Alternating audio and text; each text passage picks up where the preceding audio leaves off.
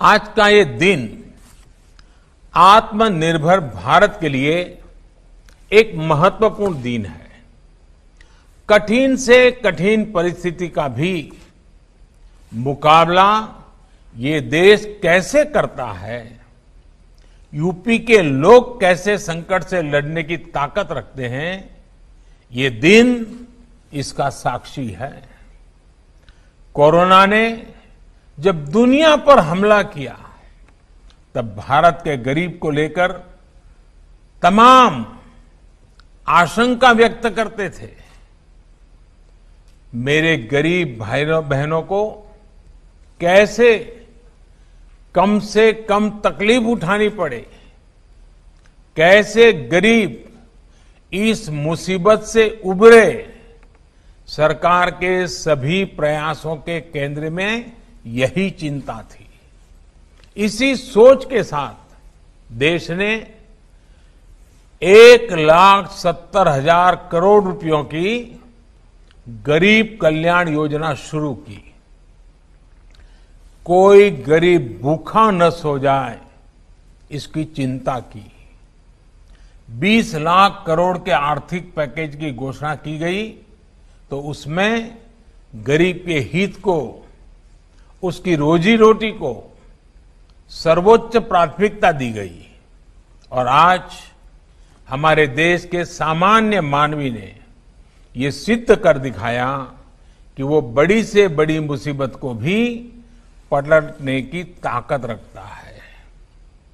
PM Svanidhi योजना ने गरीब के श्रम को ये सहयोग दिया है और आज हमारे रेहड़ी पटरी ठेले वाले साथी फिर से अपना काम शुरू कर पा रहे हैं, फिर से आत्मनिर्भर होकर आगे बढ़ रहे हैं। साथियों, देश ने 1 जून को पीएम स्वनिधि योजना को लॉन्च किया था और 2 जुलाई को यानी 1 महीने में ही ऑनलाइन पोर्टल पर इसके लिए आवेदन भी मिलने शुरू हो गए थे। योजनाओं में ये गति देश पहली बार देख रहा है। गरीबों के लिए घोषणाएं इतनी जल्दी प्रभावी तरीके से जमीन पर उतरेगी, ये भूतकाल को देखते हुए कोई कल्पना भी नहीं कर सकता था। स्ट्रीट वेंडर्स के लिए बिना गारंटी के किफायती ऋण के लिए इस तरह की योजना तो आजादी के बाद पहली बार बनी है।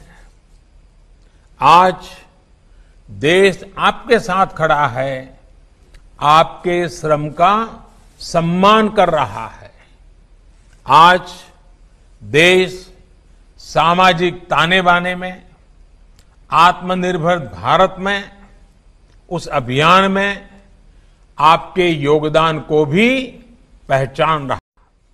साथियों, आज बैंकों के जो दरवाजे आपके लिए खुले हैं, बैंक आज जिस तरह से आप तक खुद चल करके आ रहे हैं, ये एक दिन में संभव नहीं हुआ है।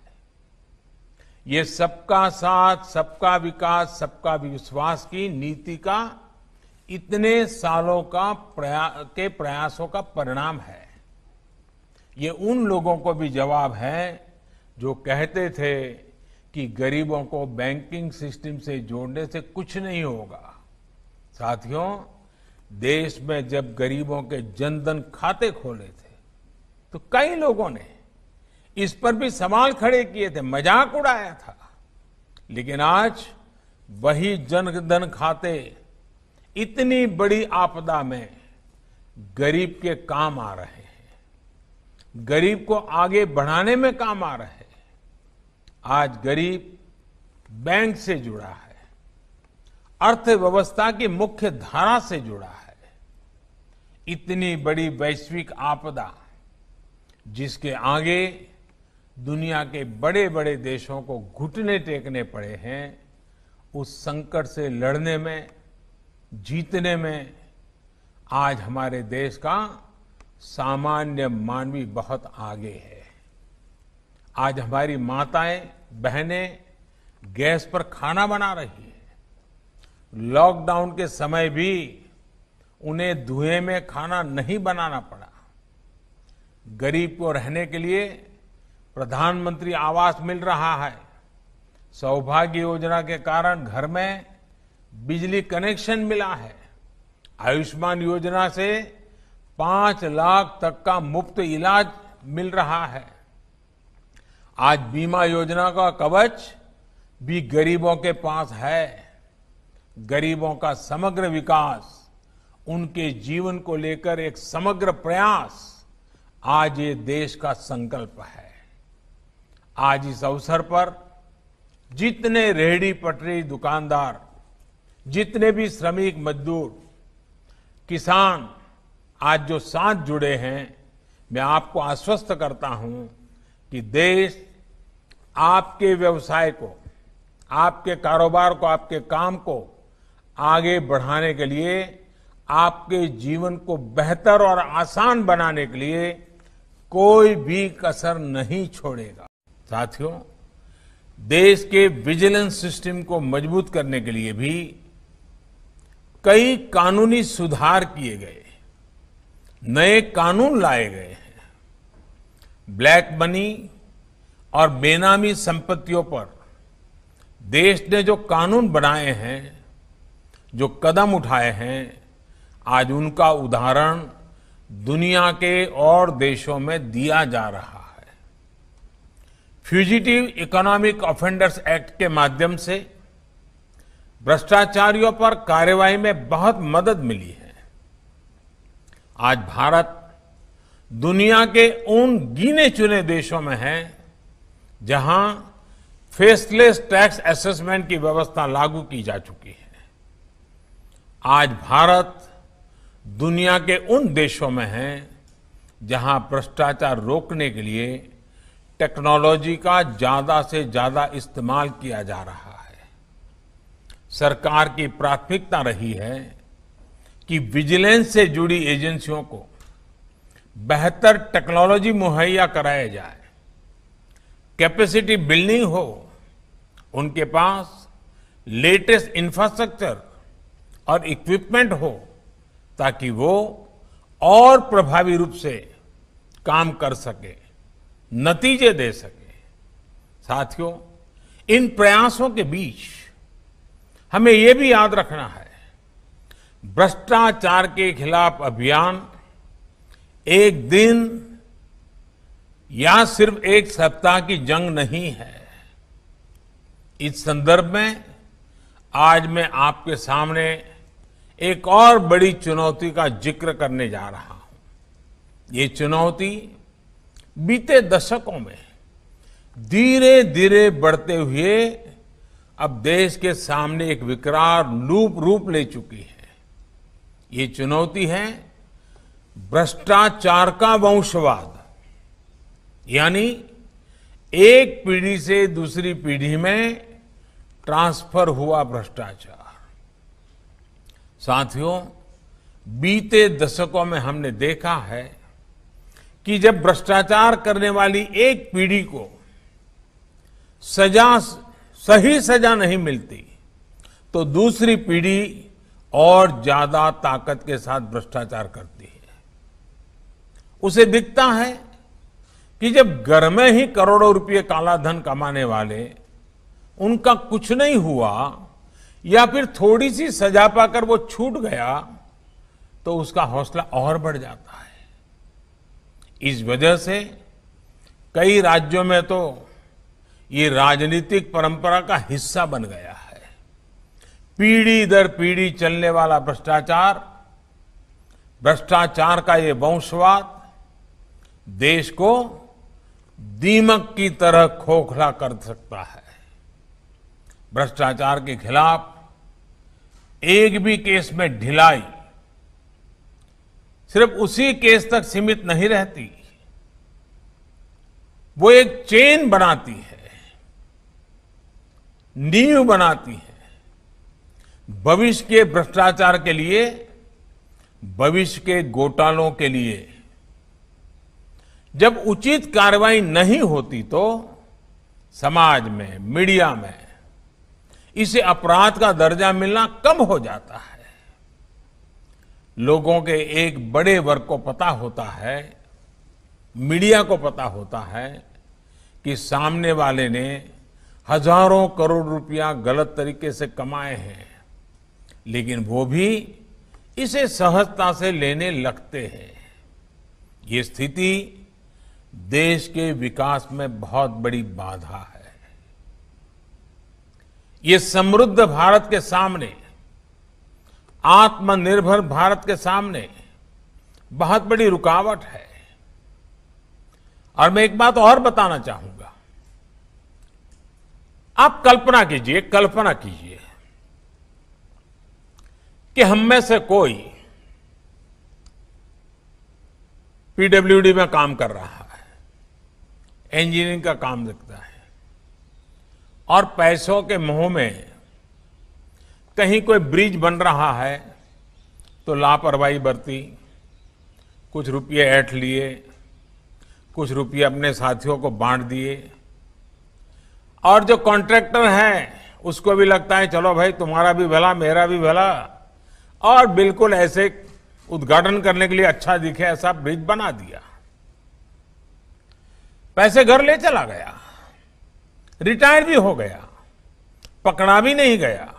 लेकिन सोच लो कि एक दिन आपका जवान बेटा उस ब्रिज पर से गुजर रहा है और उसी समय वो ब्रिज गिर गया, तब आपको समझ आएगा कि मैंने तो करप्शन मेरे लिए किया था, लेकिन कितनों की जिंदगी जा सकती है। और जब खुद का बेटा चला जाए तो पता चलता है कि उस ब्रिज में ईमानदारी की होती तो आज अपना इकलौता जवान बेटा खोना न पड़ता। ये इतना प्रभाव पैदा करता है भ्रष्टाचार। इस स्थिति को बदलने का दायित्व हम सभी पर भी है, आप पर जरा ज्यादा है। मुझे उम्मीद है कि राष्ट्रीय कॉन्फ्रेंस में इस विषय पर भी चर्चा होगी। इसके अलावा आपको एक और बात पर ध्यान देना है। भ्रष्टाचार की खबर तो मीडिया के माध्यम से पहुंचती है, लेकिन जब भ्रष्टाचार के खिलाफ कड़ी कार्रवाई होती है, समय पर होती है, तो हमें ऐसे उदाहरणों को भी प्रमुखता से रखना चाहिए। इससे समाज का व्यवस्था में विश्वास बढ़ता है और भ्रष्टाचारियों में एक संदेश भी जाता है कि बचना मुश्किल है। आज इस कार्यक्रम के माध्यम से मैं सभी देशवासियों से भी ये अपील करता हूं कि भारत बनाम भ्रष्टाचार की लड़ाई में वो हमेशा की तरह भारत को मजबूत करते रहें, भ्रष्टाचार को परास्त करते रहें। मुझे भरोसा है ऐसा करके हम सरदार वल्लभ भाई पटेल के आदर्शों का भारत बनाने का सपना पूरा कर पाएंगे, समृद्ध और आत्मनिर्भर भारत बना पाएंगे। आज से विजिलेंस अवेयरनेस सप्ताह की भी शुरुआत हो रही है। कुछ ही दिनों में देश सरदार वल्लभ भाई पटेल की जन्म जयंती मनाने की तैयारी कर रहा है। सरदार साहब एक भारत श्रेष्ठ भारत के साथ ही देश के एडमिनिस्ट्रेटिव सिस्टम के आर्किटेक्ट भी थे। देश के पहले गृहमंत्री के रूप में उन्होंने एक ऐसी व्यवस्था बनाने का प्रयास किया जो देश के सामान्य मानवी के लिए हो, जिसकी नीतियों में नैतिकता हो। लेकिन बाद के दशकों में हमने देखा कि कुछ अलग ही परिस्थितियां बनी। आप सभी को याद होगा, हजारों करोड़ के घोटाले, शेल कंपनियों का जाल, टैक्स हैरेसमेंट, टैक्स चोरी, ये सब बरसों तक चर्चा के केंद्र में रहा। साथियों, 2014 में जब देश ने एक बड़े परिवर्तन का फैसला लिया, जब देश एक नई दिशा में आगे बढ़ा, बहुत बड़ा चैलेंज था इस माहौल को बदलना। ऐसे क्या देश ऐसे ही चलेगा? देश में ऐसे ही होता रहेगा? इस सोच को बदलना शपथ ग्रहण के बाद इस सरकार के पहले 2-3 आदेशों में काले धन के खिलाफ कमेटी बनाने का भी फैसला शामिल था। सुप्रीम कोर्ट के कहने के बावजूद इस कमेटी का गठन लटका हुआ था। इस फैसले ने भ्रष्टाचार के खिलाफ सरकार का कमिटमेंट दिखा दिया। बीते वर्षों में देश इसी तरह करप्शन पर जीरो टॉलरेंस की अप्रोच के साथ आगे बढ़ा है। वर्ष 2014 से अब तक देश की प्रशासनिक व्यवस्थाओं में, बैंकिंग प्रणाली में, हेल्थ सेक्टर में, एजुकेशन सेक्टर में, लेबर, एग्रीकल्चर, हर सेक्टर में रिफॉर्म हुए। ये पूरा दौर बड़े सुधारों का रहा। इन सुधारों को आधार बनाकर आज भारत आत्मनिर्भर भारत के अभियान को सफल बनाने में पूरी शक्ति से जुटा हुआ है। हमारा ध्येय है कि हम भारत को दुनिया के अग्रिम पंक्ति वाले देशों में लेकर जाएं।